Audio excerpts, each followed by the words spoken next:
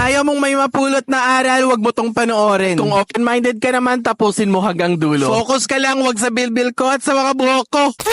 At dahil bagong taon na nga magbubukas tayo ng alkansya. Taon-taon ko nga to ginagawa para hindi mabawasan ang savings ko.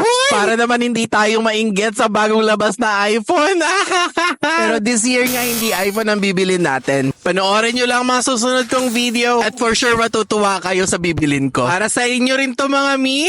Sa makakahula ng bibilin ko, may sorpresa ako para sa inyo. Comment nyo, mamimili ako ng lucky winner. May hanggang Friday nga kayo para makapag-comment. Pakishare na lang din ang video na to para ma-qualify ka. Simulan na nga natin ang pagbibilang. Excited na ako. Halo-halo nga yung mamiso, 5 at 10 dirhamo. Sa makakahula nga din kung magkano lahat ito, ay magbibigay pa ako ng isang sorpresa. Basta i-like, share, at comment mo kung magkano nga abutin. Plano ko ngang ipabuo muna ito. Baka magreklamo pa ang pagbibilhan ko.